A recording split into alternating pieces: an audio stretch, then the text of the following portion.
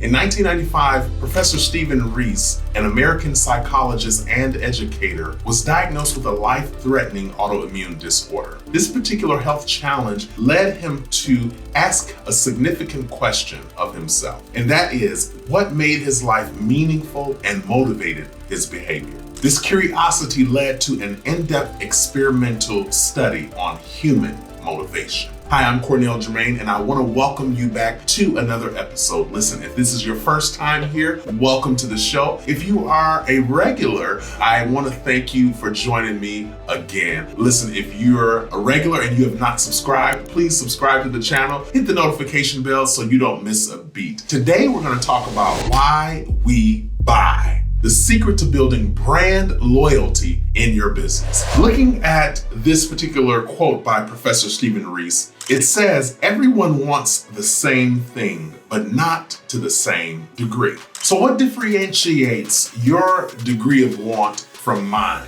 He says that as humans, we are motivated by our basic desires, and our basic desires are directly connected to our core values. What's interesting about this study is, according to the research, our motivations are connected to an end goal, and that end goal produces a type of joy. I couldn't help but to think of a story of myself when I was around 14 years old in high school, and I lived on the east side of town and my high school was on the west side of town. Ever so often I had to catch the bus home from school. So the closest stop to the high school was about a mile away, and I had to take that bus ride about 10 miles, 39 stops, only to get to the closest stop nearest to my house and have to walk another mile to get home. But I did it, and I did it with such joy. And you know why? Because all the while I was riding the bus, looking at the cars and the buildings and watching the people, there was this joy in me because I knew one day I was gonna get my own car. I had a plan in mind. I was starting driver's training as soon as I could, and I did. I said, I'm saving up my money. I had a little job on the weekends. I only made $6 an hour. I wasn't taking much home at all. But I knew I was gonna find a way to put my ducks in a row, and I was gonna get me a car. So for that reason, when I went to work, if I didn't have a lunch prepared, I ate my little, snacks that they were offering there. Sometimes they would have little treats out for the clients or whatever, juice or water, and I was good. While everybody else, all of my other colleagues were ordering in Chinese food and had all these nice McDonald's meals and Burger King, but I was determined, right? That motivation was hinged on a desire. And my desire was to have freedom. I wanted to be able to get in my car when I was able to drive and go where I wanted to go and do what I wanted to do. So it was hinged to a desire, which was hinged or built on a core value. And that is what we have to understand as business owners. Our consumers, when they walk through our doors, when they log onto our websites to make a purchase, they're motivated by a basic desire. And that desire is connected to a core value. Now, you may be wondering, did I ever get the car? Yes, I did get a car. It was a blue 1985 Ford Tempo. Nothing exciting or fancy at all. It was quite shabby and sometimes uncomfortable, but guess what? I loved it because it fulfilled for me a particular desire that I had. As we look at what Professor Stephen Reese studied here in this study of human motivation, we see that our purchases are not necessarily motivated by what we may think. We don't necessarily go get something just because we want to have it. There's something else working on behind the scene, and that's something that you as a business owner must understand about your customer in order to better serve them. Now, as we look at this particular study by Professor Stephen Reese, he said these motivations are connected to an end goal, and that end goal produces a type of joy. Now, in the study, he says that there are 16 basic motivations, and most times something is stemmed from one of those motivations or a combination of them all. So let's look here at the motivation for acceptance. Somebody wants to be accepted. When they get acceptance or receive that acceptance, whether it's from a family member, a boyfriend, girlfriend, friend, a friend group, a counselor, a teacher, whomever it may be, it produces for them a particular joy. Professor Reese says that particular joy is self-confidence. Look at saving, like in my situation. The motivation to save, whether it's money, whether it's thing, whether it's hoarding. This is a whole nother situation, because mind you, these motivations can become disorders. That's a whole nother study, a whole nother lesson, a whole nother time. Like in my situation, when I chose to eat a bagged lunch, or sometimes not even a lunch at all, not because I necessarily didn't have the money, but because I refused to spend the money, because my desire for freedom and having a vehicle was greater than my need for food at the time. And that's what we have to understand. And speaking of food, it brings me to a story about my first experience at a particular restaurant. Now, many of you will know the name when I say it. I walked into this particular establishment and it was a culture shock. I could not believe that we, my friends and colleagues, were about to sit and eat in this particular establishment. Now, it's no shade on the establishment. This was just my first time. I was new to this experience and I just didn't know. I'm out of town. I think I'm in a southern state somewhere, and we had a production. We got off late, as we often do in this particular industry, and we were starving. So I walk in and I pass a group and they like, "You want to go? We might go get something to eat." I said, "Well, yeah, let me know." Because I was starving.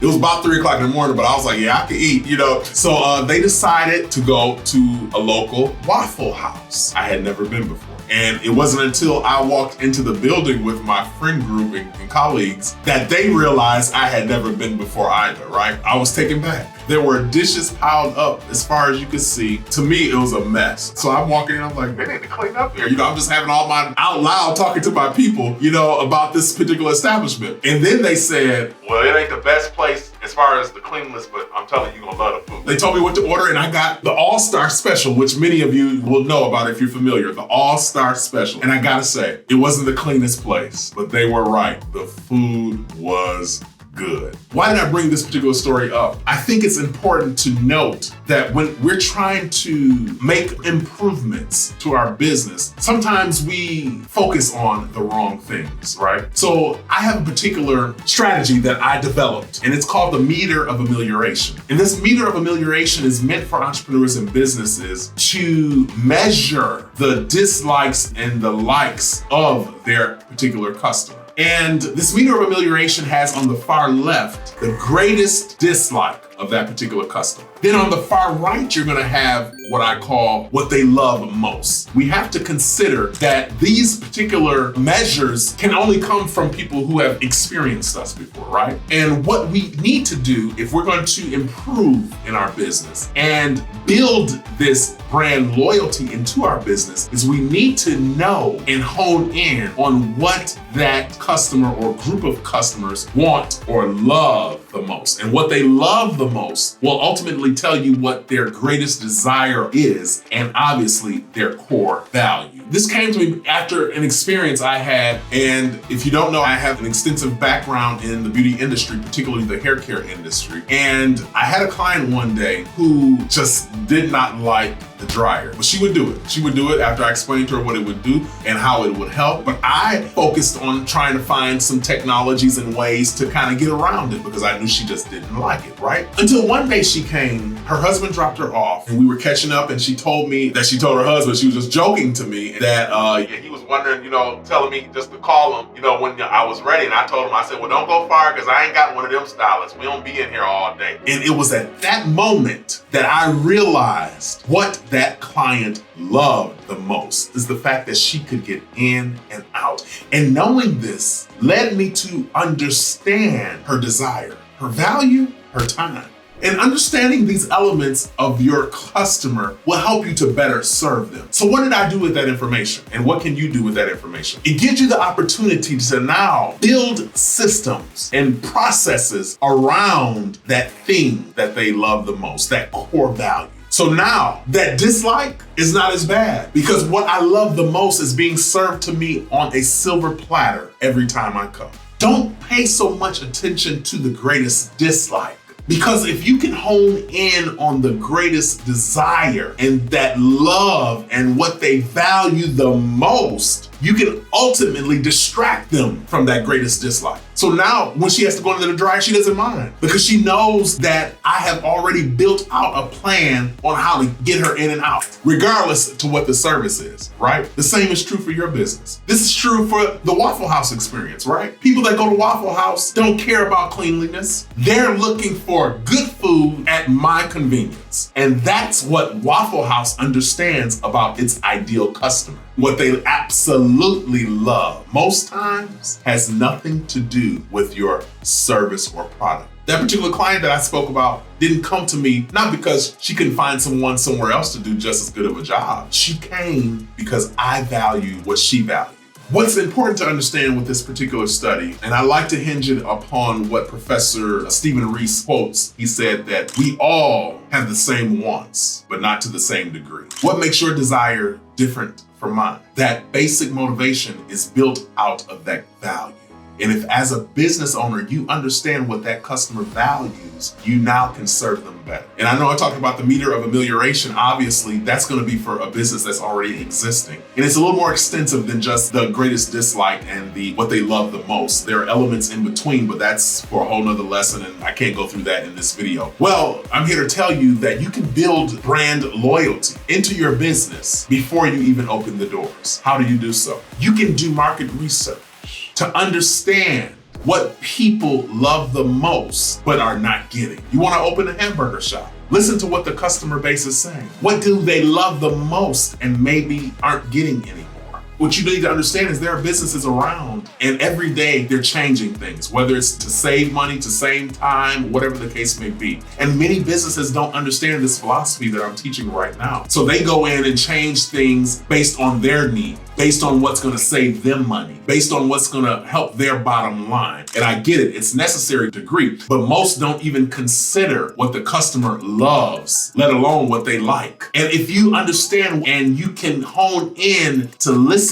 to what they love but are no longer getting, now you can create a product, a service, a business centered around that. And guess what? You have built a business that has brand loyalty already built in. Because when the consumers find out that you're available, that you're offering this service, and that this service is being offered with the thing that I love the most, you have a loyal customer already at first purchase. As I digress and begin to wrap up this particular session, I want you to understand this. There will always be dislikes when it comes to your business. Whether you're doing market research and all of the things to make sure that you serve the customer well, there's going to be something that they don't like. Why? Because we're human. We can't be pleased holistically. But if we as a business owner look at that thing that the customer loves the most and focus in on that and meet them there and serve it consistently, you'll ultimately dismantle and distract them from that thing that they dislike. You can pull them away from that by pulling them into what they already want, that thing that is connected to their deepest desire and their core value. So the question remains, why do we buy?